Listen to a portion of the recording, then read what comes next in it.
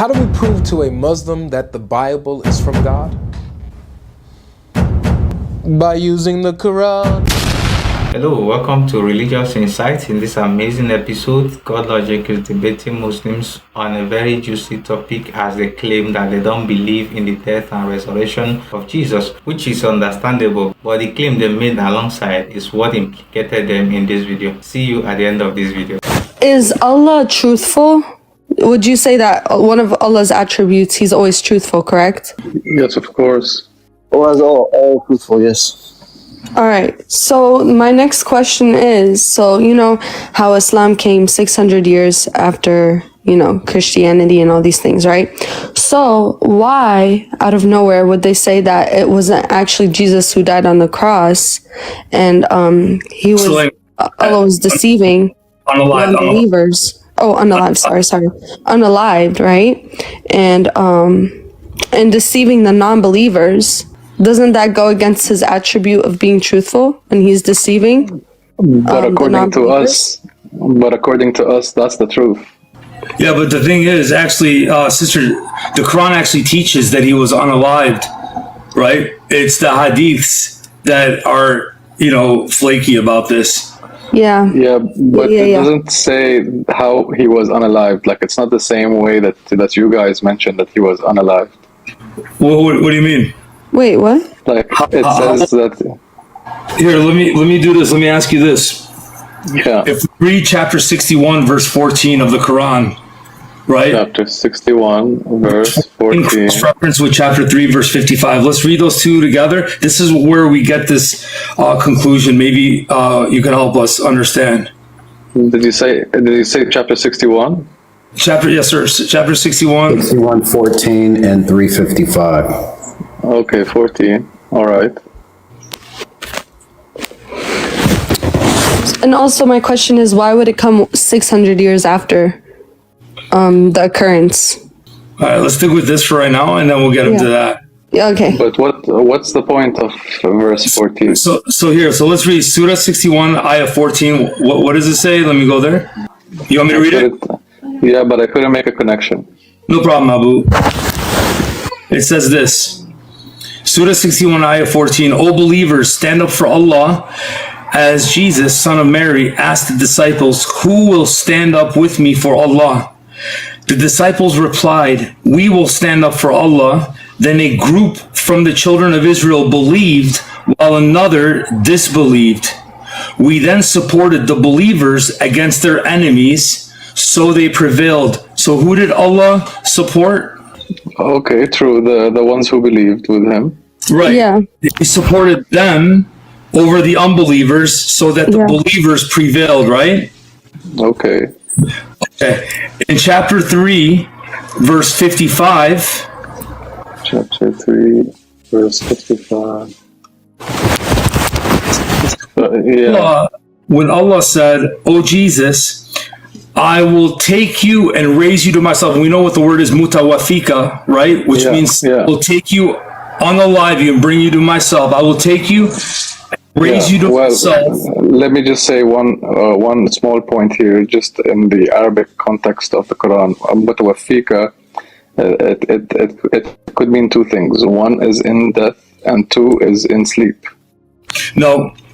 Can you show? Because wait, number one is sleep. But true. But often sleep, even in the Bible, is used as a euphemism for unaliveness, right? Sleep is often used as a euphemism. There is an ayah that says of the 50 ayahs, because here's the thing: we believe that he was taken to himself, not in the sleep, because that ayah that you're referring to literally speaks in the sleep. No, not in his sleep. Here, not in his sleep, but I'm just giving a definition of. But here, it's not in his sleep. Yeah. Okay, so I understand that. So, but it has to mean, and even in my language, Assyrian, mota means unaliveness. Mut, right? Yes.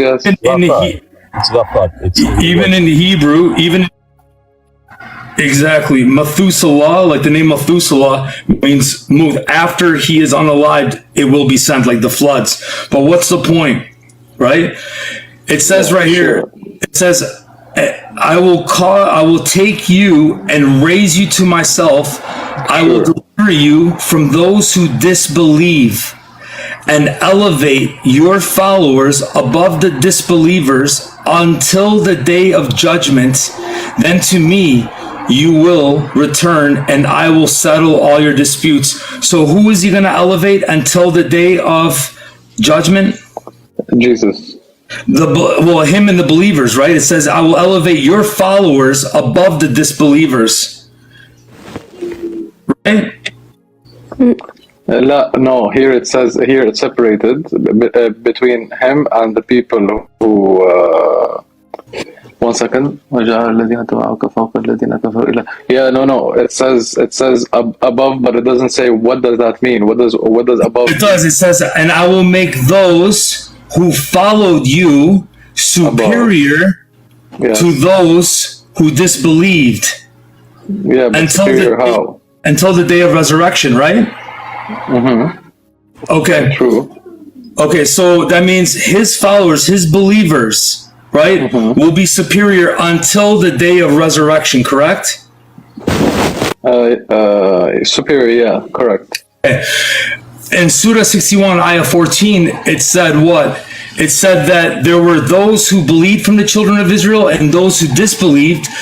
Those who believed, we gave the strength, so they became the great. They became the ones who prevailed over the disbelievers, right? But they believed, right? Okay. Now the question is, if they were the ones who prevailed in the first century, the believers, the followers of Jesus, the followers of Jesus, what then was the message that was not lost for the first 7 centuries until Muhammad came? What was the message that would not be lost? Because Allah here says he will give to the believers to prevail over the disbelievers until the day of resurrection. But what were they believing? What was the message of the first century that the church went crazy and propounded and pushed it all the way to the ends of the earth by 70 AD? What was that message, friend? And also, why would Allah... 1 second, Christina. Just 1 second. Let's stick with this question. And DL, if you want to... So you're saying that the message was that Jesus is God? Well, no, what I'm asking you, what was the prevailing message? Because Allah said he will give the believers dominance over the disbelievers until the day of resurrection. Therefore, what was the believing message in which would dominate the church for 700 years until your prophet? Albie, you're breaking up. Oh, sorry, man. I'm not sure. You're breaking up. Am I breaking up, guys? No, not for me. I think it's my boy DL because he has a couple red bars next to his name. Yeah. So you guys, I think it's your connection, DL. But what I'm trying to ask is this, right? What was the prevailing message that would overtake, right, the disbelieving message and be pushed out there, at least for the first 7 centuries until your prophet Muhammad came on the scene? What was the prevailing message? I'm not sure what you're talking about. Then that means, was the message lost? I'm not sure what you're talking He's saying, what was the message? Yeah, I don't know. He's saying, what was the message that drove... Why don't I... Paid attention, bro. But Abu, you do know, but you understand how this incriminates the Quran, friend, because you're not dumb, you're smart. No, exactly. I asked you, did you mean that they said that Jesus was God? And you said no. That aside, but it's the unaliveness, burial, and resurrection. Right? The resurrection, yeah. What about it? The death, burial, resurrection, which is the gospel. We are not. We as the Quran, it doesn't speak about resurrection and it doesn't speak about crucifixion. Okay, but hold on. But wait a minute. Because number one, forget about the crucifixion. Forget about the resurrection. It does speak about Allah giving the believers the upper hand until the day of resurrection. That Yeah, would mean but for- even until now, until forward, until Sure. okay, Sure, but sure. what's that believing message though? Well, what's been that believing message for 2,000 years? What's the gospel?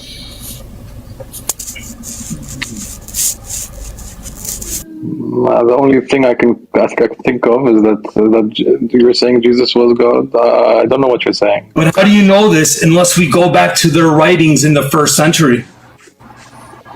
How do I know this? How do we know that that was the message, the prevailing message, unless we have something to go back to in the first century in which Allah's word would then be solidified by saying that we gave the believers the prevailing hand over the disbelievers, therefore they prevailed and their message prevailed, in other words. As chapter 3, verse 55, cross-reference with 61:14 says. If I may tell you what I analyzed from the sentence, is when he told them that you'll be above the disbelievers, it's like the people who said that they would be unalived in the name of God, that you think they are unalived, but they're actually alive, but you don't know it, meaning that they are in some place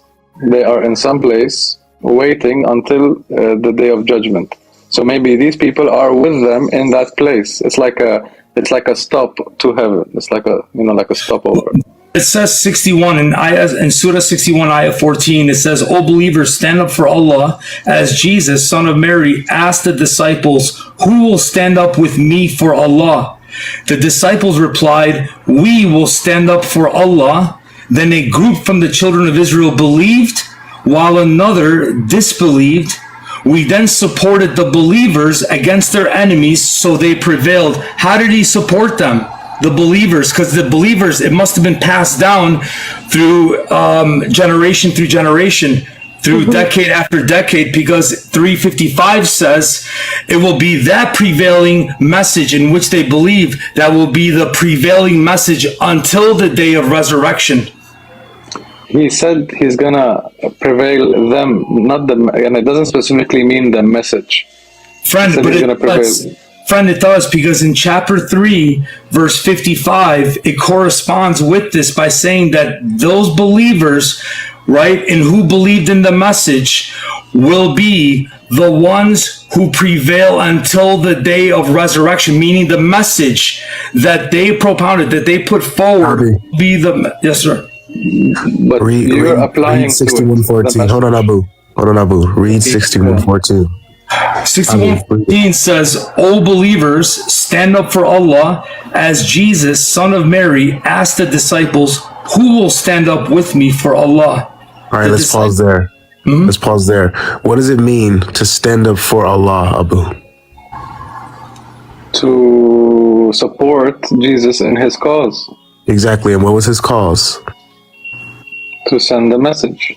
Exactly. So Allah, or Jesus, is asking his disciples to help him in sending and spreading the message of Allah, right? Yeah. Good. And so does Allah, according to this verse, answer this and say, yes, I will help them? In that verse, he's saying, I'm gonna help you guys spread the message. But in this verse, he said, I'm gonna put you guys on top of the guys who are disbelievers. It's the same thing. It's a disconnected verse. It's not disconnected. It says the exact same thing. It says the exact same thing. It says that Allah will help them stand up for Allah, and then some believed and some disbelieved, and he made the believers superior over the disbelievers. In my opinion, it's different, but okay. Everyone has his own opinion. Same thing. So there, you can't play games with the context. I'm not playing games with the context. That Allah is helping them stand up for Allah and spreading the message of Jesus. Can I ask something? Right. Just 1 second. Well, hold on. It's unanimous. Chapter 61, verse what? Sorry. Ayah 14. Ayah 14.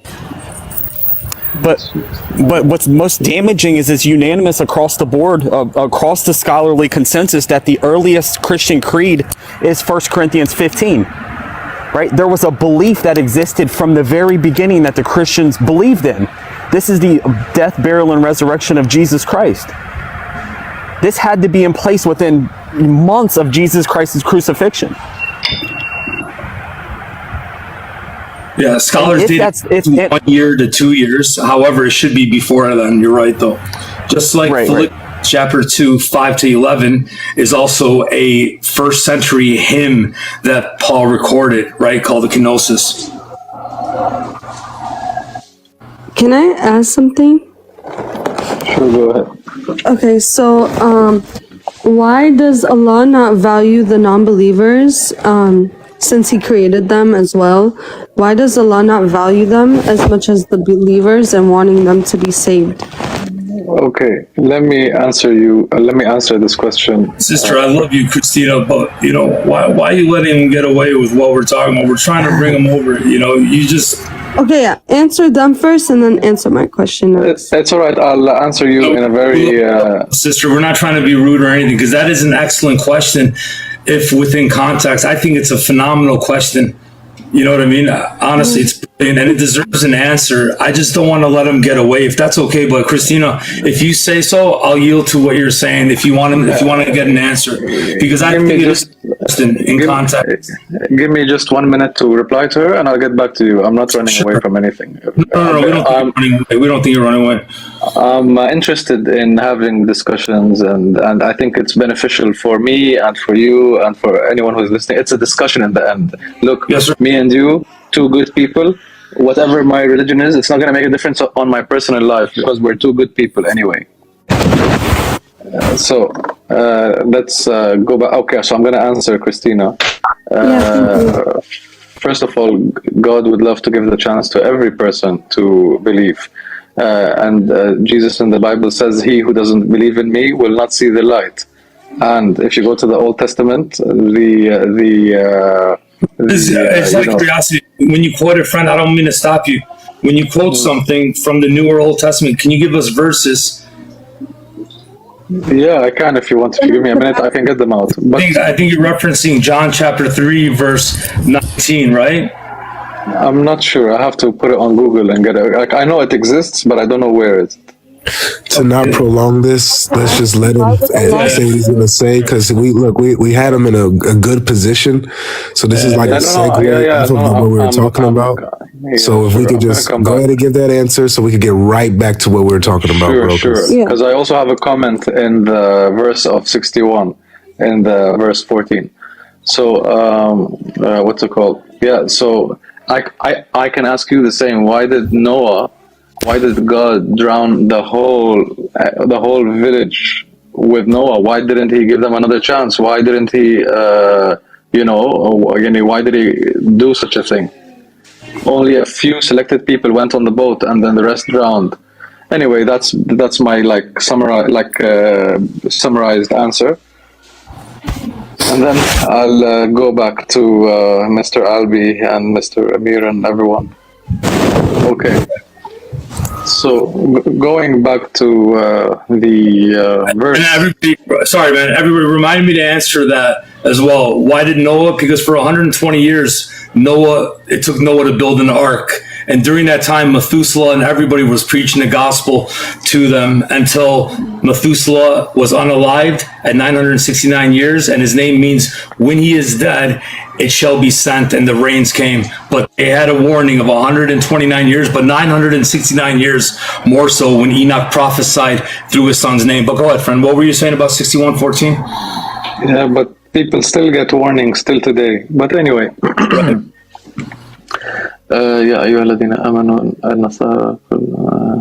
So when he says, who are my supporters to God? The Hawariyun said, the Hawariyun, which is a group of people, said, we are your supporters in God. So some believed, and then a part of the Jewish people believed, and a part disbelieved. So maybe who supported me in faith, and who supports me in the faith, because no one was asked to fight or I'm just saying. So it could be who supports me to send the message, or simply who supports me in faith. Who is faithful with me. I'm just giving both assumptions.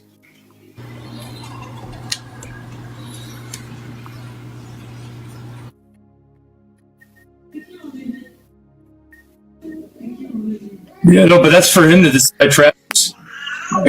Yeah, we still want to know.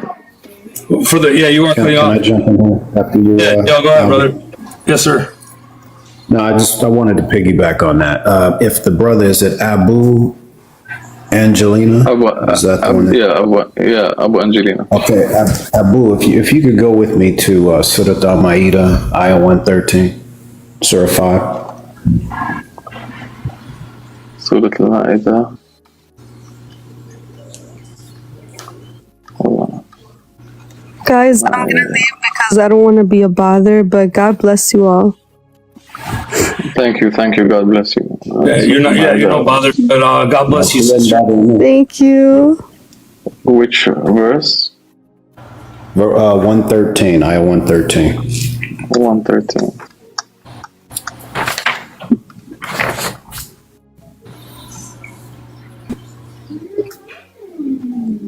113. All right. Did you want me to read it? No, I'm just reading it just quickly. If you want to read it, I'm just analyzing it.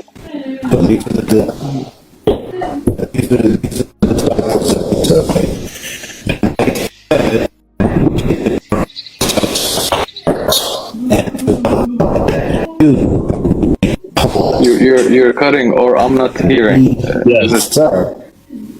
You're breaking up. Oh, I'm sorry. What about now? Can y'all hear, brother? You know. Okay, so it says, they said, we wish to eat thereof and to satisfy our hearts, and to know that you have indeed told us the truth, and that we ourselves be its witnesses. Yes. Okay, so they have testified that Isa told them the truth and that they would witness to that truth. Sure, but so when truth is different than our truth. Okay. Okay, but in Surah 3, ayah 55, it says that he would make Isa's followers superior unto the day of resurrection. That would include their witness, the witness, right? Just as we saw here, it would include the message. Because it was the Hawariyun. They are the ones who asked God, Jesus, to ask Mary, can God bring down from the sky a table of food? That's right. And then he said, they said, we just want to eat from it, so we confirm to our hearts, and we know that you have said the truth, and we bear witness to that. But what does bearing witness to that having to do with the other verse? Okay, the second clause says, and they recognize that Isa had delivered to them the truth, right? You mean 114? 113. When they said when the disciples said we're going to be witnesses thereof, they were going to be witnesses of what? According to Surah ayah 113. Of his, according to us, of his miracles, of his message, of God, so on. Okay. So it would be whatever Isa had taught them, right? That's what they were going to bear witness to. Could be, or bear witness that you have done such a miracle that you brought down the food from the sky and on the table. Right, but the way that the second clause is structured, okay, they're claiming that they are going to be witnesses to the truth which he delivered to them.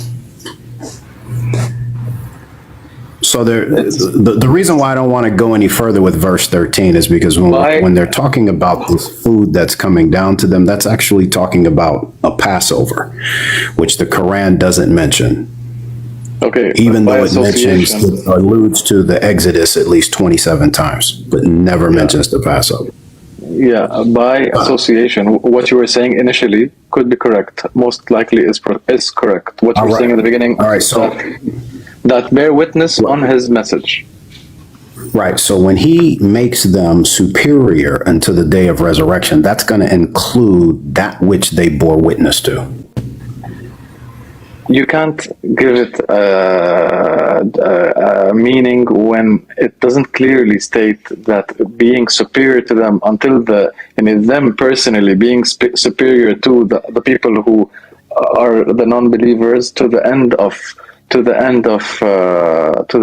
time does not mean the message itself. It Is means Allah that going to make a message, a false message superior over a true message?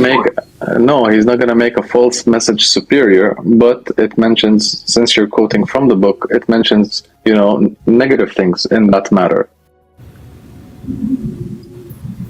I'm not getting where you're going with that. So, so you're saying that the message was that Jesus is God, according to my book, because you're quoting my book, but my book also says that God does not have a son, and those who said that God is three, ثلاث ثلث, I don't know how to say it in English, but like God is God, the Holy Spirit, and Jesus. The Quran never says that. The Quran has no idea what Christians believe when it comes to the Trinity. No, of course, I can show you the verse. Okay, if you can show it, I'll humbly accept it. But I don't believe you're going to find it. No, just a second. Maybe, the Father, the Son, and the Holy Spirit is not anything you're going to be able to. I don't want to get off. Abu Angelino, do you mind if I talk to DL real quick? Abu, just give me 1 second. Go ahead, sure. So DL, would you say in the previous verses in chapter 3, verse 55, when we read from 52 to 55, it speaks about the disciples bearing witness of the message, and this message is going to be the ongoing message until the day of resurrection, because they bear witness, which goes along with what Jesus himself says in John 15, 26 and 27, that the Holy Spirit whom I send will bear witness, and you too will bear witness. And we see in the book of Acts that they're bearing witness. So the witness must be a witness to the message in which is being put forth. And since they don't want to believe that chapter 3, verse 54 is about Allah being the best of deceivers, it would then have to be that he's the best of planners, and the planners would have to be the planning of the message of them being a witness until the day of resurrection, unless he's not the best of planners and he failed to get that message across. Well, Albie, let's build on that. Let's go down. Let's stay in Surah 5 and go down to 117. Okay. By the way, I just want to tell you the sentence which you asked me to find. Al-Ma'idah 5:73. So 5:73. Read it. I know it very well. Yeah. So Al-Ma'idah 5 says, the Son, and the Holy Spirit. There are certainly faithless who say God is the third person of a Trinity, while there is no God. Excuse me. It's the third of three. The word Trinity is not. What is three people? And Abu Angelina, that third of three that you read about chapter 5 verse 73, doesn't Allah identify them in chapter 5 verse 116? Chapter 5, 1 second. Chapter 5, which I'm yielding to you, Diel. Chapter 5 verse 116. Yeah, 116, that's before the verse that I wanted to.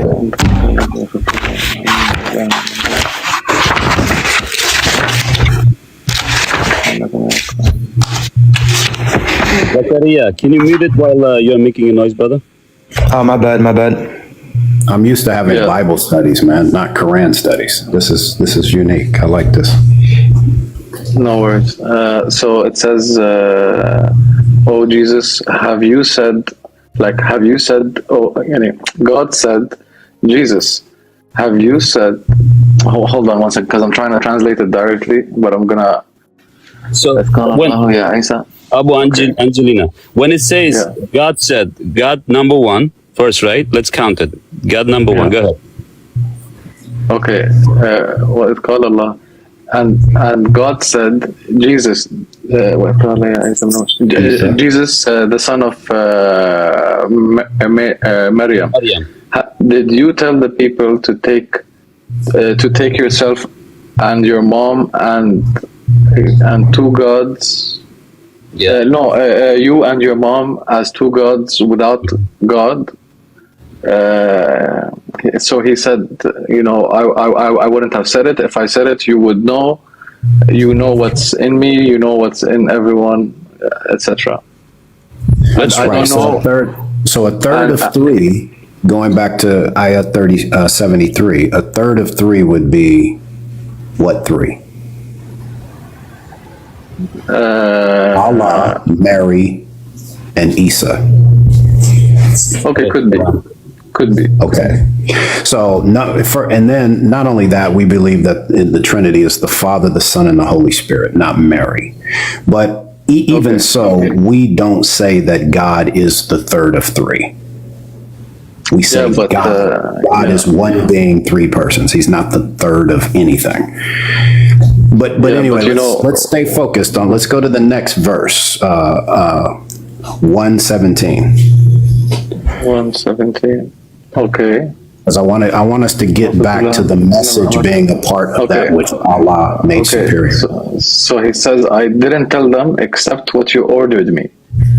I worship God. Yeah, this is Jesus talking. I worship God, my God, and your God. And I bore witness as long as I was with them. And when you took me, took my life, unalived. Okay, sorry, my bad. And when you unalived me, you were the one in charge of me, and you were on everything a witness. Okay, so he says, when you unalived me, then you became the watcher over the disciples, right? Not you became, you were. You were. So when Allah took Isa from himself, caused him to be unalived, he was the watcher over the disciples, right? But it doesn't say the disciples here. It says you were the ones. You were the one who was watching over them. That's all it says. It doesn't say right. And them. And what's the antecedent to them? What do you mean antecedent? What is them referring to? If you go back to the beginning of the verse, he's talking to Allah, saying that he was with his disciples, right? But where does it say disciples? Okay, let me go back to the verse. Because he spoke to a lot of people.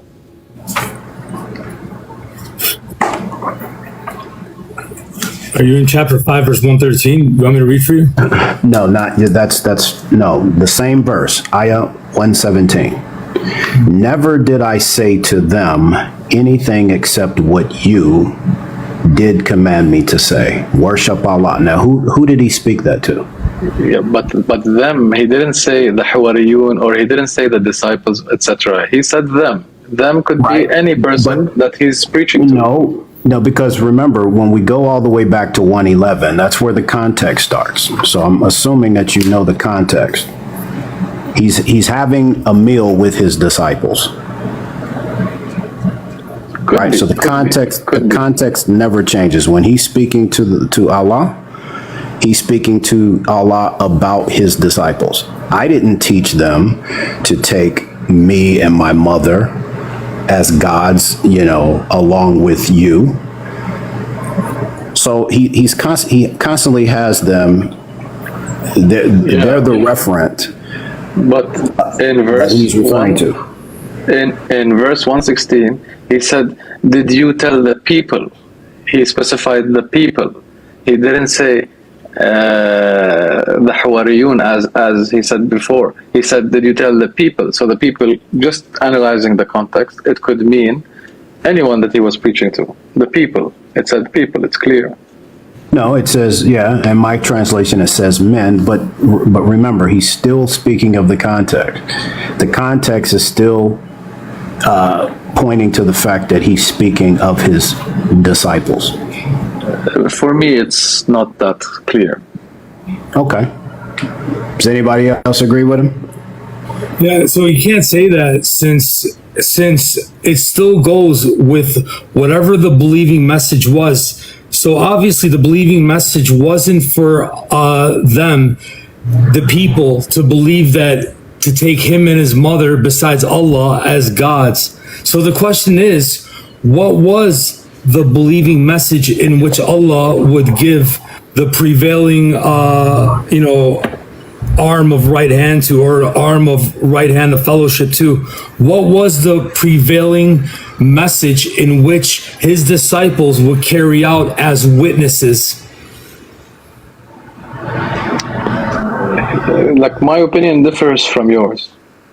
No, but it can't be. We're not concerned about ours, just based off of the Quran itself and in your understanding of what we believe as Christians.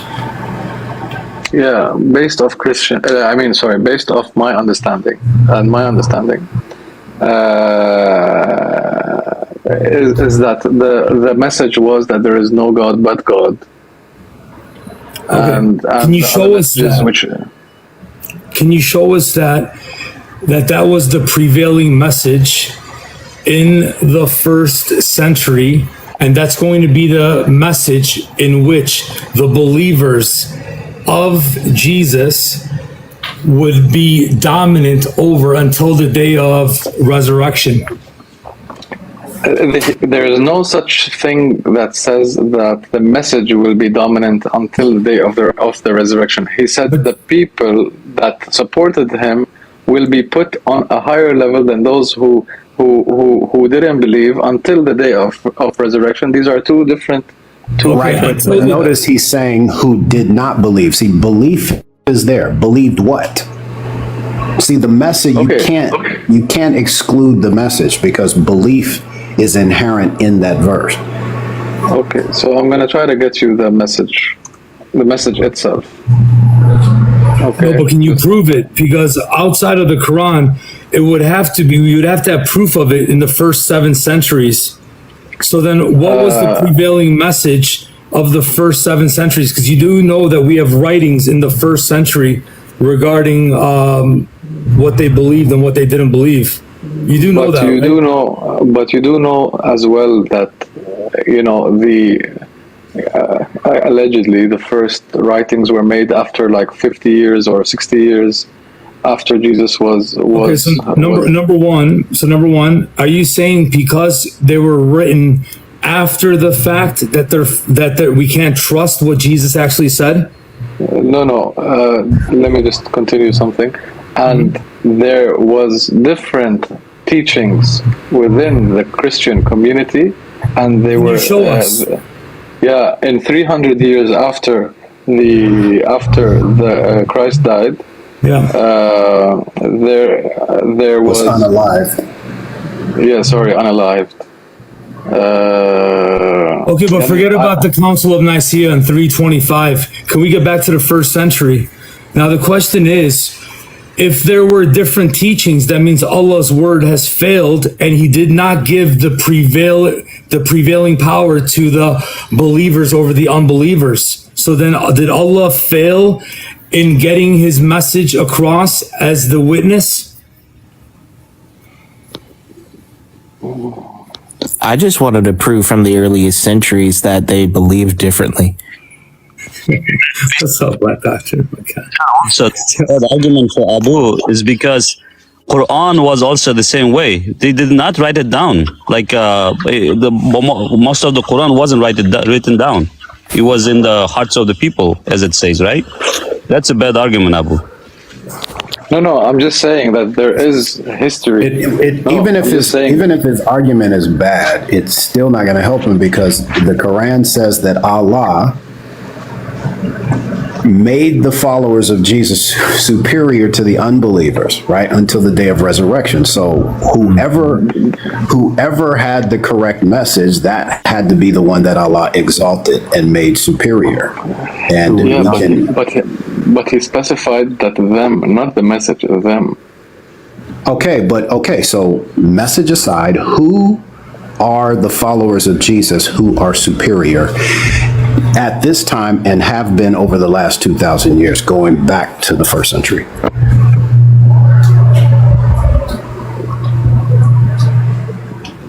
Who are the followers of Jesus at this time and at the first century? This is your question? Right, because so- whoever the superior group of followers of Jesus are, those are the ones who Allah aided and supported against the unbelievers. Yep. Uh-huh. So who were they? The people who believed and supported him. Yeah. So who were those? Who were those people? Do you have names? Those people, as per the Quran, it says the Hawariyun, who I don't know who they are exactly. We do. Actually, that's not even an Arabic word. It's a Ethiopian word. And it just I'm not means sure. white, which just means like white linen or white garment, which was he most likely got from the Ethiopians who got that from the book of Revelation. No, I don't think he meant the white people, because No, we're not talking about skin color. We're talking about righteousness. It's referring to the book of Revelation. Those who have made Those their who are- clothes white in the blood that of was the Lamb. Blood of the Lamb, absolutely. So That was a good question. Who was the first followers of Jesus that would have penned these things down? Ibn Right, Ishaq so- names them. He names John. He names Peter. He names Matthew. He names Andrew. He names Paul. So What's wrong with their testimonies? so weren't the disciples hunted after Jesus was unalived? not by other Christians. They were No, not by- they were martyred. Hold on, friend.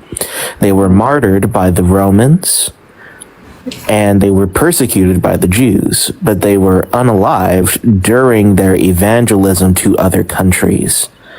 Sure. So there was a political movement against the disciples from the Jews and from the Romans. It wasn't a political movement. Where did you get that from? What's your source? No, Wait, you just He said it. disciples. Who were they? No, I said no. I didn't say who that were there these was a political movement. I said that the Romans martyred some of the disciples. For example, what's that? Peter, for their testimony of Jesus. Number one, there are two that were martyred by Rome: Peter and Paul. So they were unalived because of their testimony of Jesus Christ. They would not bow to Caesar. So it wasn't a political thing. It is a political thing. No, it's a religious thing. Religious, they would political, not- same thing.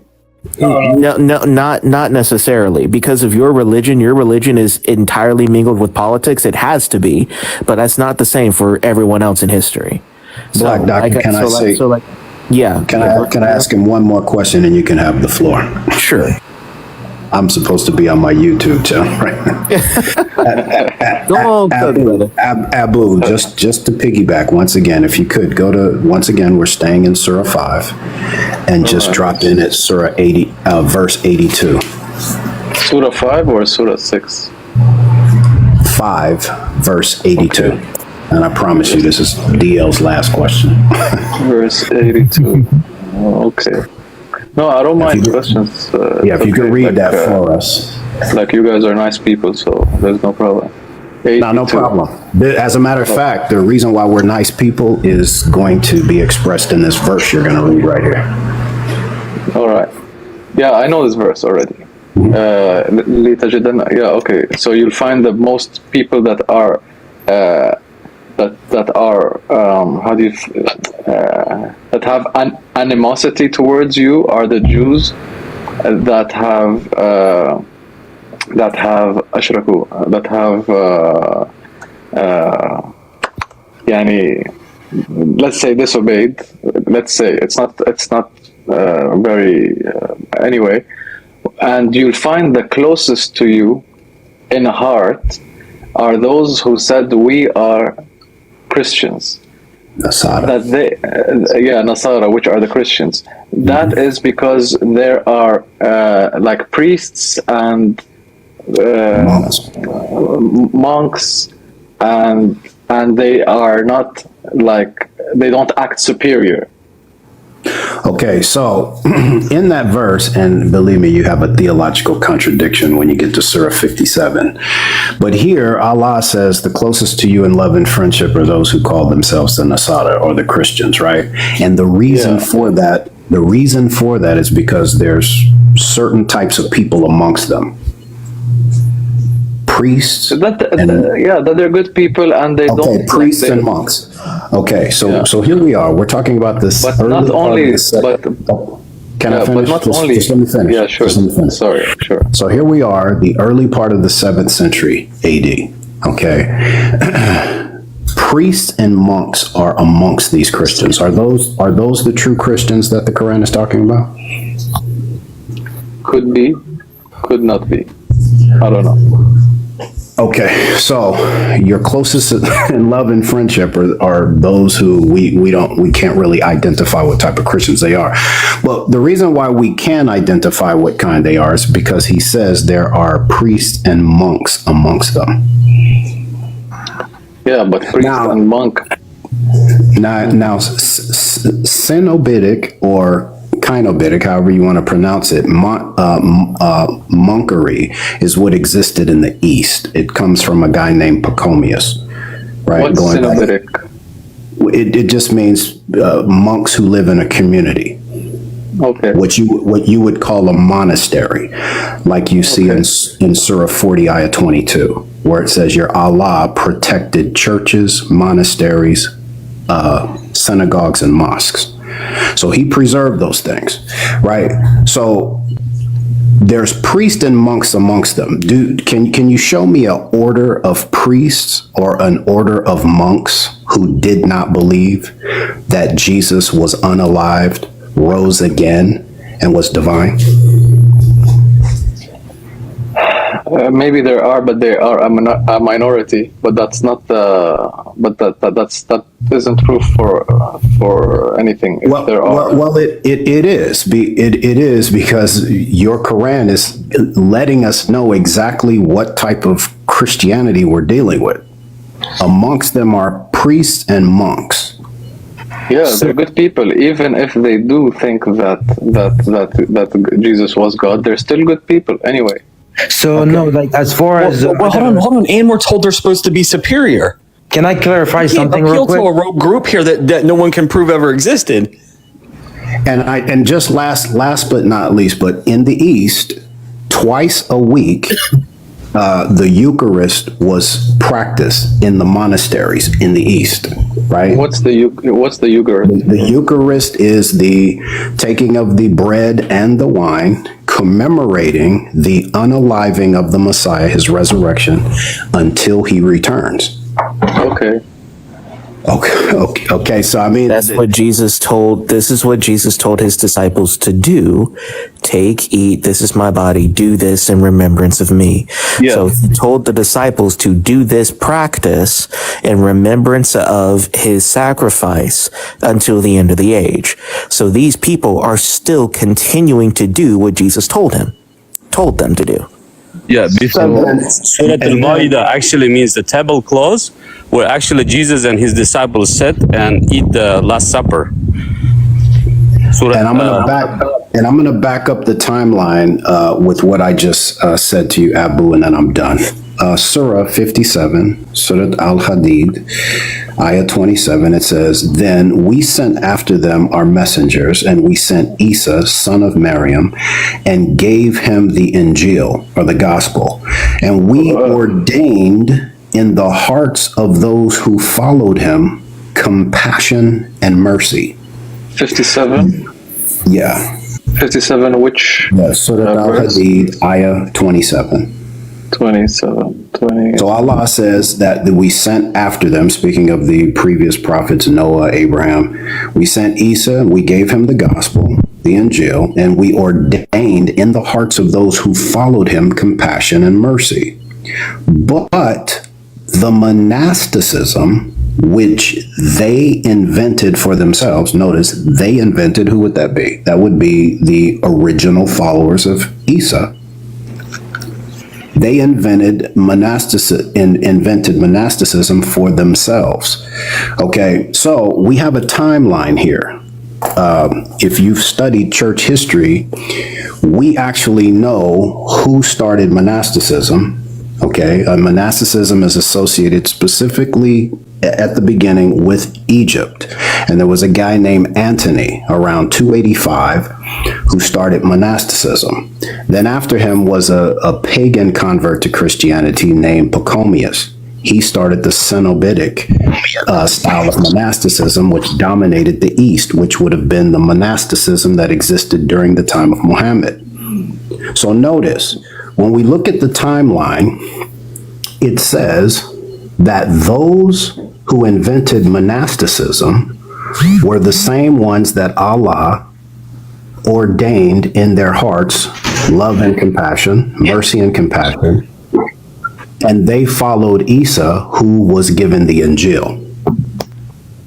Now, from the time of Jesus until 285 with Antony, would have been about 6 generations. So 6 generations of Christians followed the true religion. Somebody got a hot mic? I don't know what that was. No, I don't either.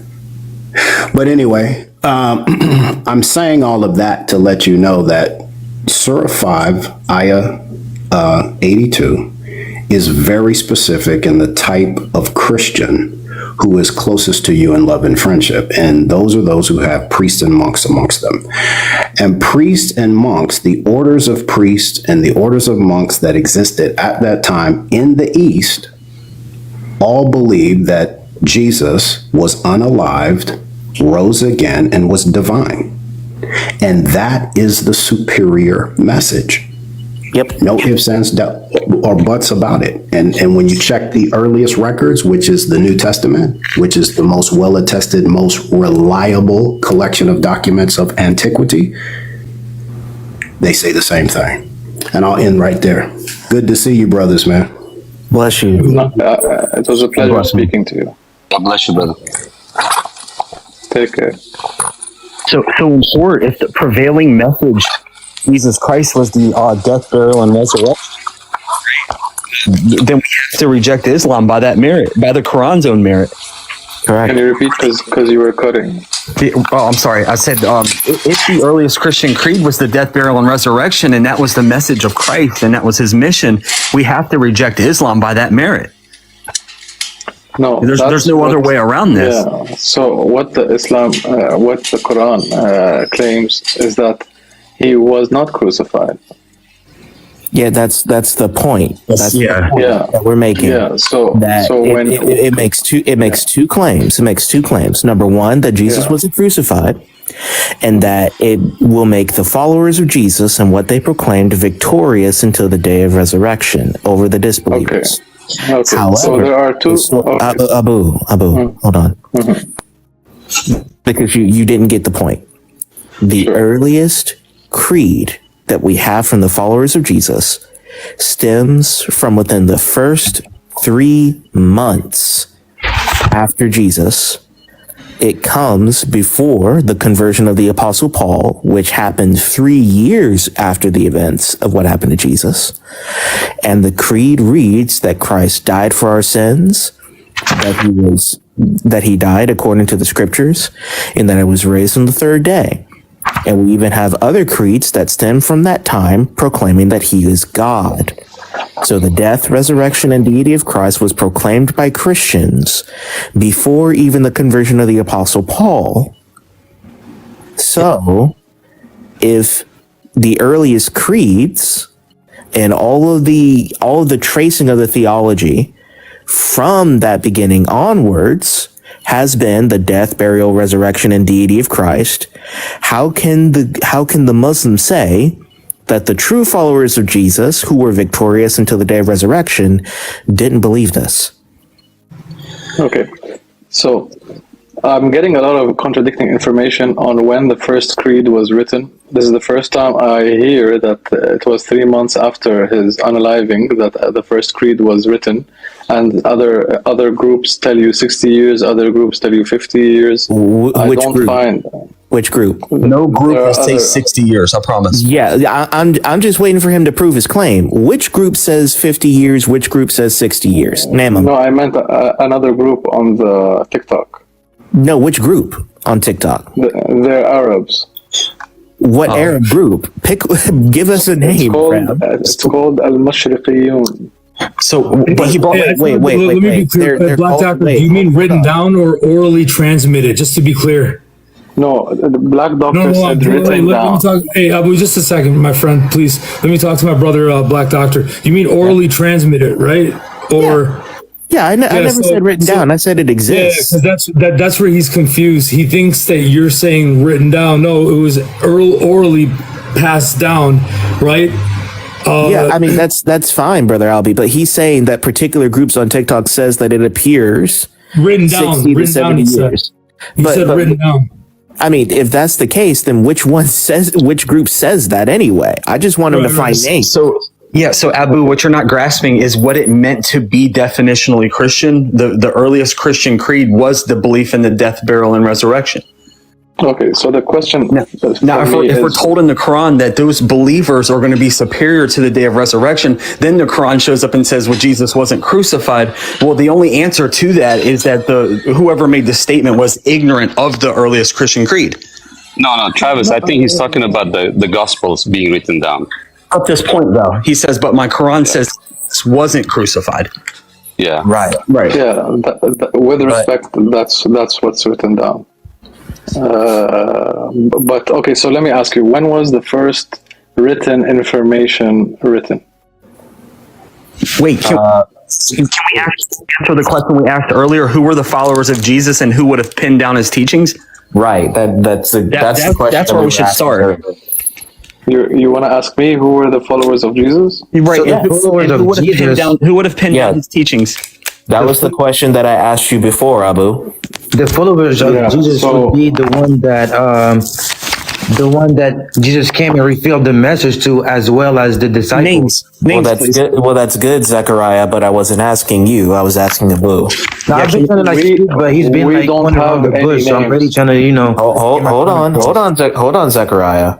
You can't just pop into this discussion whenever you feel like it. We're having a conversation. Okay, my bad. So we'll keep order here.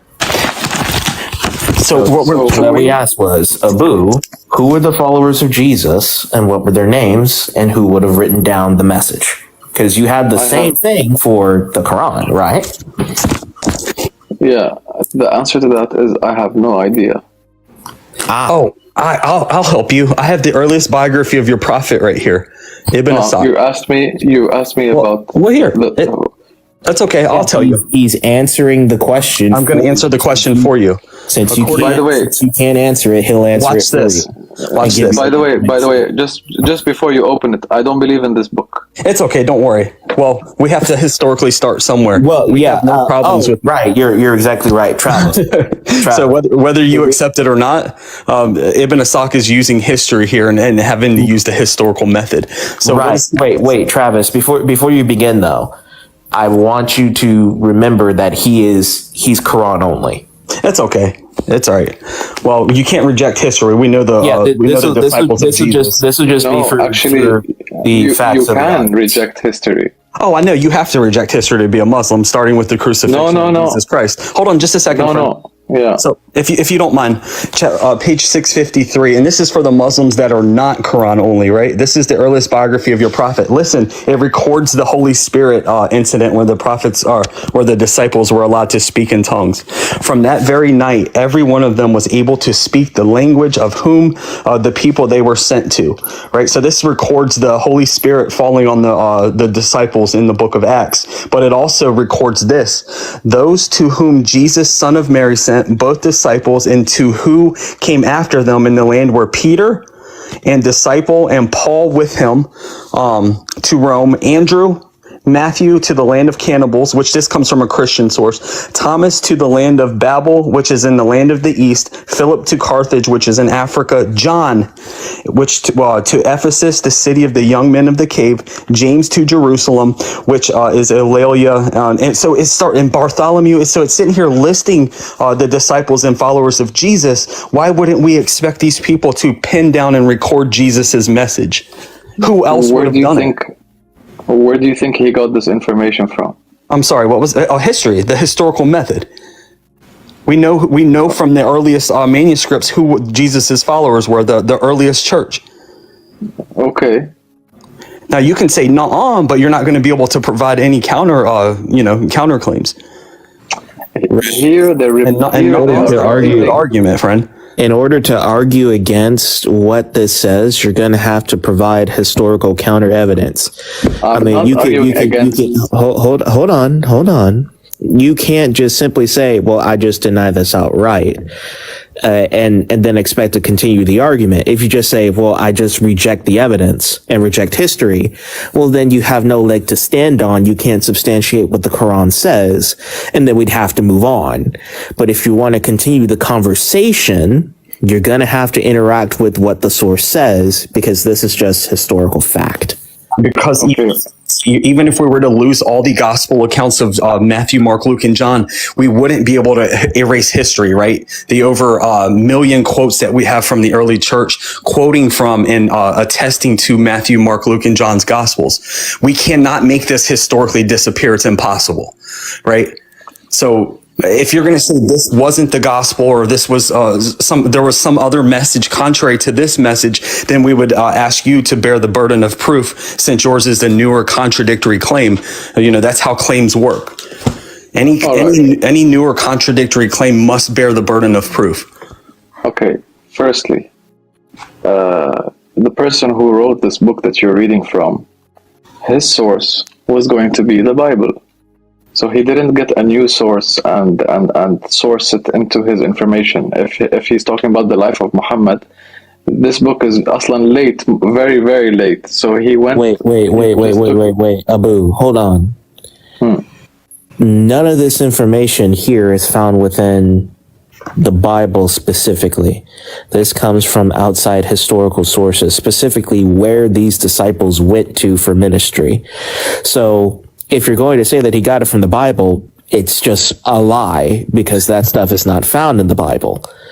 So to simply say, well, I don't believe it because he must have got it from the Bible, is not true. He didn't get it from the Bible. He got it from historical sources. But Muslims do, though, is they consistently show up with the arguments and say, no, that's not it, but without providing something else. They're quick to say Matthew, Mark, Luke, and John didn't write the gospel, but we don't know who did. Now, once you determine that you don't know who did it, it's possible that Matthew, Mark, Luke, and John wrote the gospels, right? Okay, listen. I didn't say they didn't write your gospel. I didn't say they didn't write your gospel. I don't know if they did or they didn't. I can't prove it. I didn't say they didn't. But to us, when God teaches Jesus the Torah, he's teaching him or giving him the Torah. It's something he's giving him. It's not something for us. We consider that his followers wrote down later on. But the gospel that you have today, yes, sure, it might be written by John and everyone. I can't say no. I have no proof or disproof of that. But the problem with this historically is that the Quran in the 7th century says that they can find Muhammad's description in the Injil with them in their hands. Correct. Now, looking back historically again in the 7th century, this is none other than the New Testament that your God is calling the Injil. This is so detrimental to Islam. Can you repeat your statement? Yeah, chapter 7, verse 157 says that the description of Muhammad is going to be found written in the Injil with them. Now, this statement wasn't made in a vacuum. It was made in the 7th century. Now, a quick analysis of history, we look back in the 7th century, what were the Christians and the Jews using? Our very Bible that we're using today. And your God calls it the Torah and the Injil. Now you can say, nah, once again, that's not the Injil, but you're going to have to come with something substantial and prove what you're talking about. Correct. Surah 7, verse 57. Yeah, chapter 7, verse 157. And what's damaging here definitionally calls it the Injil, in between the hands of the Christians. Whom they find written in the Torah and the Injil. Maktub. Yeah, so what we're starting to develop is that whoever is writing this book has no idea what's in those books because it's forcing a rejection of the very message he's trying to bring. We just saw that with the followers of Christ are going to be superior to the day of resurrection. We would expect his teaching to be superior. He obviously was ignorant of that teaching. And here, once again, he's saying Muhammad's description is found written in the Injil in between the hands of the Christians. The only thing we see written in the Injil in the 7th century is verses from Jesus saying Muhammad is the false prophet. And that the Antichrist is the one that denies the Father and the Son. He led us to a book that forces a rejection of the Quran. Does anybody understand how damaging this is? Okay, so I just read the sentence that says that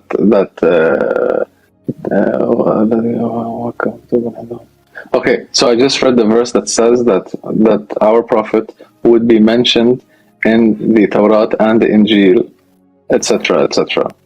Wait, written with them, correct? Excuse me? Written with them, in their hands, in their possession. Yes, it does. It does say that. It does say that. What was the Injil the Christians opened in the 7th century to find a description of Muhammad? Excuse me? What was the Injil that the Christians or the Torah that the Jews and Christians would have opened in the 7th century to find the description of Muhammad? I'm not sure. Well, I can tell you historically.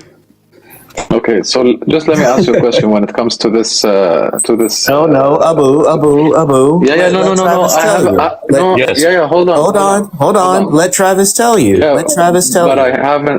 Yeah, but I have just a relevant verse from the Bible, and I don't know the words word by word, but I'm gonna say. Hold on. Before you do that, are you going to admit that the Bible is the Torah and the Injil that the Christians had in the 7th century? Could be. But then why are you going? If you don't know, then why are you going there? I'm saying it could be. But that's not what I asked. What I asked was, if you don't know for certain, why are you going there? Because we're talking about Surah 7, 157. Yeah, but I'm giving you now another. Hold on, Abu. Mm-hmm. If you're going to go to a verse in the Bible, then you're going to have to say that this is what the Christians had in their hands in the 7th century. This is what Surah 7, 157 is referring to. Are you willing to do that? Look, I am analyzing like you guys. I'm not a doctor. I'm analyzing like you guys. I could be mistaken in some points. I could be correct in some points. I'm analyzing. I'm studying the matter. So help me study. We study together. Yeah, sure. That's what we're trying to do, friend. But we're trying to be careful because I don't want you to put your foot in your mouth. Okay. So what if there was a mention of him in the Bible? Then that would make the Bible what the Jews and the Christians had during the 7th century. And then you're conceding to our point, because does the Bible agree that Jesus, number one, is not God, number two, was not crucified? And even worse is that Allah would meet the definition of Satan by leading people away from the truthfulness of Islam. They walk away saying, oh, I'm going to go read this thing that this God is calling the Injil. It testified to Muhammad somewhere. Then they get to 1 John chapter 2, verse 22 that says, whoever denies the Father and the Son are the Antichrist. Yep. Your God is leading these Christians to believe Jesus is God and that he himself is the Antichrist. They have no mechanism in place to spot corrupt or uncorrupt or not corrupt scripture. They simply walk away reading their New Testament. Can I ask Black Doctor? Go ahead. Can I ask Black Doctor a quick question? Yes, Black Doctor, Brother Albie. what if we had absolutely zero manuscripts, right, in which they were recorded? How much of the New Testament can we put together through church father quotations alone, do you estimate? Seeing that we have 86,489 quotes from the early church fathers from all the epistles and the four gospels, not to mention of the four gospels, 19,368. Pretty much the entirety, which I think the Quran would even add to, because he tells Muhammad, if you are in doubt of what we revealed, go to those who have read the book before you. The ones who have read the book before him are the church fathers, in which they quote and interpret the Torah and the Injil for him. Yeah, Dr. Dan Wallace that studies New Testament manuscripts, right? He said that if we were to stack up our New Testament manuscripts, they would pile up over 3.5 Empire State Buildings high. Why is it that nothing exists of this Injil, this phantom Injil that the Muslims keep talking about? Why is it that it was supposed to be the superior message, yet it doesn't even exist? And besides that, Muslims, ask yourself why every claim that your God makes historically breaks down and falls apart. yeah, besides that, we hold the book. So we hold the book. Which book is that? Abu, what are we supposed to think as a people? Abu, what are we supposed to think as a people if chapter 8, verse 27 says Allah's word is incorruptible? Chapter 6, verse 115 is impossible to corrupt the word of Allah. And yet Allah's pattern, the Torah given to Musa, corrupted by man. The Psalms, chapter 17, verse 55, given to David, corrupted by man. The Injil given to Isa, son of Maryam, corrupted by man. Why then, if these were personally from Allah given to these prophets, why then should we believe Muhammad as a sole witness by himself who didn't even receive direct revelation from Allah? Okay, so just before we get into that point, I just wanna say the point that I had in the beginning, but because his pattern is just, friend, with all due respect, his pattern seems to be right. He gives it to man, man corrupts it. Therefore, what are we supposed to believe and not believe? And why should we believe in this message that came 700 years later that completely contradicts everything that the Hebrew scriptures spoke? Forget about the New Testament, just the Hebrew scriptures in and of itself. I mean, let me get this. Oh, hold on, Zachariah. Let me just say something just before you guys continue. There's a verse in the Bible that could implicate the existence of the Prophet Muhammad coming into existence. Yeah, can we go over that in just a minute? So let me ask you this, guys. This is where we're going to tie this right back to Christina's question about the God of the Quran deceiving people for 600 years. Do you believe in the supernatural identity transference of Jesus, where someone else was made to look like him on the cross? This is the most commonly held Muslim position. Do you believe in that? Yes. I wouldn't say someone else was made or something. Someone that looked like him. This is what we believe. Someone that looked like him was taken and crucified, correct? Correct. Okay, so let's run with this. So when these people, the followers of Jesus, pinned this statement down and they saw Jesus on the cross, but it wasn't Jesus, this message that they were writing down, were they telling the truth? It's what they saw, correct? They saw Jesus on the cross, even if it wasn't Jesus, right? So the earliest message that the disciples would have pinned down would have been the truthfulness of what they saw happen on the cross that day, Jesus being put on the cross and dying and resurrecting, correct? Sure, but if it hasn't been so the changed. message, so the Injil from this point onward is the crucifixion of Jesus Christ. They're not recording a lie, right? Yeah, but what point forward? Sorry, what was it? But what point forward? What point forward? From day one, the time of the crucifixion, correct? They wrote it later. Well, no. As soon as anyone recorded Jesus Christ being crucified, this is a true attestation of what happened on the cross, right? By the time, according to my understanding, that they came up with the written papers. Okay, anybody saying Jesus was crucified at any time during the first century would have been recording accurately that Jesus was on the cross, yes or no? But remember, they don't have Muhammad running out 600 years later saying Jesus wasn't on the cross. Yeah, but also there was internally different schools. Okay, regardless of that, anybody that recorded Jesus being crucified is testifying to the truthfulness of what they saw. Now, this is the message that went forward from day one throughout all of Christianity and what it means to be definitionally Christian.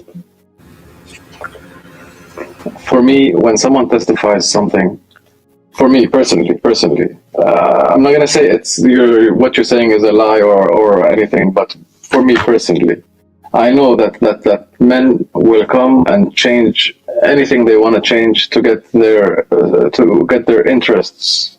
They can change anything. Historical analysis of Jesus was him being crucified. Your God says in the 7th century to follow that attestation, and they do so, and it forces a rejection of the Quran. Travis, do you mind? Do you guys mind if I go ahead, man? I just want to take just 1 minute, right? And what I want to read is out of a article that I saved a while back. It's part of the Weekly Reader's mailbag. This was an article, February 18th of 2016. A Muslim friend of ours, right? Not a friend of ours, but a Muslim, right? Reached out to Mr. Bart Ehrman and wrote and asked him a question, right? And Bart Ehrman was kind enough to answer, but here's the comment, here's the question, and it says, after pointing out that whosoever said I was about ready to convert to Islam was obviously making it up or influenced by someone else who was making it up, this Muslim reader commented as follows. Now here it goes. Anyways, that won't stop us from using your awesome arguments against Christianity. You confirmed like 99% of Islamic belief about Jesus without even resorting to the Quran. That is pretty impressive, and no wonder Muslims flock to your blog and Facebook. Response: I'm completely happy for my work to be used by Muslims or by Mormons or by Jews or by Buddhists or by Methodists, Episcopalians, Baptists, Lutherans, Roman Catholics, Russian Orthodox, or anyone else.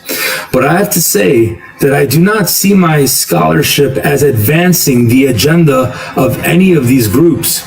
I'm simply engaged in historical scholarship. I do not think that the Quran has any particular insights about the historical Jesus that are to be taken as independent reports by historical scholars. Neither does any other historical scholar that I know or anyone who works seriously on the historical Jesus. And I doubt very much that my views coincide with 99% of Islamic belief about Jesus. For one thing, I am convinced beyond a shadow of a doubt that Jesus was physically crucified and unalived on the cross. That is rock bottom certain in my books, and it stands completely odds with standard Islamic beliefs. Dang. Finally, I do not see my work as involving any, and I can go on to read, but I thought I'd put that out there. So wait, Albie, what you're saying is no historical scholar uses the Quran as proof of the historic Jesus. Not one that known reputable name. Not one. So the Quran is a completely unreliable source for the historical Jesus. One that was not taken seriously by any scholar with any type of Sure, sure. Scholarship to his name. It's just Sure. Because against the Quran, there's a lot of documents that say against, opposite. So I wouldn't blame them for. But that's not proof. Well, as we stated, hold on, friend.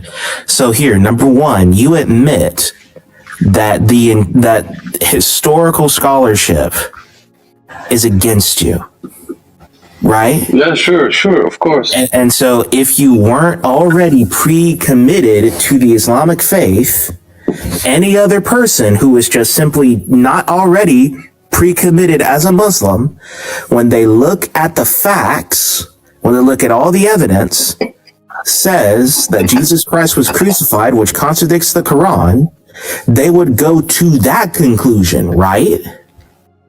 Most probably, yes. But if I may explain something. So now, just answer me this final question then, and I'll leave you alone. So the only reason why you will reject the entire, so you are willing to reject the entirety of the evidence, the entirety of all the consensus of historical sources for 40 Arabic words in the Quran that says, yeah, that historical fact that Jesus was unalived, yeah, that's wrong. You're willing to throw away all of the evidence for that, yes or no? I gave you my process of thought when I told you if the Quran. It's just a yes or no, Abu. Yes or no. History or the Quran? Which one? Personal opinion, the Quran, because I believe in the Quran. And I made this statement: to be a Muslim, it forces a rejection of history. Yeah, you have to reject history to be a Muslim. But let me continue on top of that. But hold on just a second, though. But Jesus being put on the cross and him being crucified would have been accurately recorded from day one. This is the surviving message in Christianity. Okay, if I may say something. For example, in our books, in our teachings of Islam, they said that the Prophet has around 10 miracles. With witnesses, with proof, I don't know what. Hold on, friend. You said your books? I thought you said your Quran only. Your Quran says Muhammad wasn't sent with miracles. Right. Of course, he was just a warner. He was just a warner. Let me explain. I said I don't believe in those books, but I'm telling you the facts. There are books that were made a very long time ago, and a lot of between brackets proof that people take as proof, but I don't take as proof. That the Prophet had like 10 miracles, that he was able to perform 10 miracles. But on the other hand, the Quran doesn't say that he had any miracles, and it says the opposite, that he had no miracles. Exactly. So right. So wait. So hold on, please. Let me continue. Please, let me continue. So wait. Hold on. Let me just continue. I'm just trying to get your understanding. You're not letting me talk. Wallah, you're not letting me talk. I'll let you finish. I'm just trying to get your understanding. Do you believe that Muhammad did miracles? Yes or no? Because you're a Quran. No. You're a Quran. No. Okay. No. So go ahead. So I took my belief against those scientific, apparently evidence, not scientific, sorry, the evidence that people saw and bore witness, and they saw the moon splitting, and I don't know what, and all these things against. So I went against those evidences that you know, and so basically. Anything to do with history. I have a problem with anything to do with history. Oh gosh! So this forces the question: What did you weigh Muhammad's words against to make sure he didn't run out of a cave and dupe you? That is a good question. We have to know the criterion that you weighed Muhammad against to make sure he wasn't a false prophet and just pretending. Joseph Smith did this very same thing. Okay, so I'll tell you, like, personally. So for sure, because I was, born in a Muslim family, so I was born in a family that believes in the Quran. That's as a basis. Now, the second thing is I'm an Arabic speaker, and when I read the Quran, it's just a very, very rich Arabic. This is my It is what it is. It's a very, very rich So it's not something that's objective. It's all personal, right, Abu? It's personal, but it's yes, it's personal because some people might not. Some people take it. So wait, Travis. I think we're done here, because if we're willing to throw away all of history, all objective fact for the Quran because I was raised in it and because I like how it sounds, then we're not going to get any actual truth. Right, because Romeo and Juliet was a really good. Romeo and Juliet was written very well. It's still a masterpiece to this day. It doesn't mean that it's from God. Just because somebody can rap something really good doesn't necessarily mean that it indicates that it was from God. So when Muhammad came saying these things, the Bible gives the criterion, right? That a matter is established at the mouth of 2 or 3 witnesses. We have the prophets building upon the prophets. This succession breaks down when it comes to the Quran. We cannot weigh Muhammad's words against the previous prophets, because when we do, it forces us to open our scripture and reject your God as pagan, friend. So why is it that this standard has been good and valid all the way up into the Quran, and now it just breaks down all of a sudden? But the Quran gives us that standard in chapter 3, verse 81. When there comes to you a messenger confirming that which you already have, you must accept him and support him. The Quran has this standard in it, yet when we apply this standard to the Quran, it falls apart. So you according to Joseph Smith, he was visited by an angel. His book is really good, and he also deemed himself the last prophet, and his followers will tell you there's no other book like his.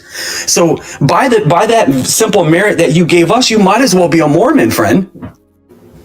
And besides that, the Quran itself actually speaks against that, right? Like the religion of your forefathers. And Muhammad, we have I know you said you don't believe in the hadiths where Muhammad actually casts out a guy, speaking highly of his forefathers, right? Like that you shouldn't, just because, you are born in a family and you should be sticking to it, right? So God has given you a reason and also a brain, right? For you to think about those things, not because you're born into a family. Yeah, and the point. Oh, can I say this real quick, Abu? I love you, man. I get really passionate, but I'm gonna step down. Right, go ahead, bro. Go back and read the prophets, man. Believe God's word. Take care, guys. God bless you, bro. And I was gonna say is Abu Angelina, even in the Quran that we were talking about the revelation given to disciples and all that. Even the Quran itself says that the disciples themselves, received revelation from Allah after the death of Muhammad. I mean, after the death of Jesus. That's incorrect. That's incorrect. I don't think so. Are you sure? I said I don't think. What is the wahi? Wahi? Yeah. Wahi is, when a revelation. Yeah. Yeah. So if I show to you that the disciples received revelation, you're gonna leave Islam? It's not that simple, but show it to me and we can discuss it. Okay. Give me 1 second. Yeah, I think after you do that, then we can move on, because this has been going on for a long time. Sure, but I'm sure we benefited a lot. There's a lot of nice points you guys were saying, and it was a nice conversation. I'm not saying anything to the contrary. I'm just saying I think we need to move on. Yeah, sure.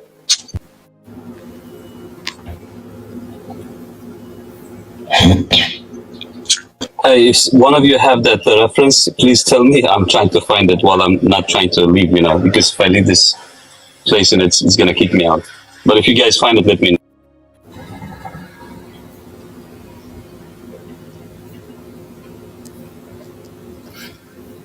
All right.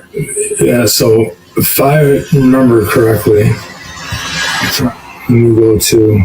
So there's something that Abu said that was wrong, in my opinion, and it was that the prophet didn't do any miracles. And actually he did miracles, because when you look at the surah, the moon, when it says the hour has drawn near and the moon has been left asunder, that was when the people of Mecca, they requested Muhammad to perform a miracle, and then the moon was split. So right there in the Quran, it tells you that a miracle was performed. And then on top of that, the Quran itself is a miracle, because when you go back, like each prophet, they have been sent with a miracle according to like the people of their time. So like at the time of Moses, it would have been like magic. So like his staff, he was able to turn it into a snake, and each prophet had that. And then when it came to Muhammad, at that time in Mecca, they are really good at speaking, like the way we speak normally. They would speak in poetry. So when Muhammad, he brought the Quran, and they all knew that like he didn't know how to like read or write. They were like, whoa, that's like a lot of people converted for that reason, because they saw that like it's impossible for a man who like doesn't know how to read or write to come up with such a like good speech. Well, Zechariah, you and Abu talk with one another because apparently you're disagreeing with him. Why do you think that he's wrong? No, I'm telling you that he's wrong based off like the Quran. Like he probably like didn't like read the full Quran and look at I did. You didn't, because you didn't know about the like Surah. Of course I knew. When the moon. Of course I knew. واقتربت الساعة وانشق القمر. It said when the hour is near and when the moon splits. It's talking about a future event. It has nothing to do with the Prophet Muhammad. It did not imply that the Prophet Muhammad, he split the moon. You're lying, because in Sahih Bukhari, volume 6, hadith 390, it talks about that. Habibi, my friend, listen, hold on. Sahih Bukhari is full of very, very bad things. No, because they have Sahih that are graded. It's okay, man. I'm not going to argue with Yeah, so let's not go into Sahih Bukhari because it's full of bad things. It's not full of bad things. It's just like, it's okay, man. Wait, so let's not get into that. Wait, Abu. What bad things are found in Sahih Bukhari? So many. So many. That means you're not following the religion properly, because like... No, you're incorrect.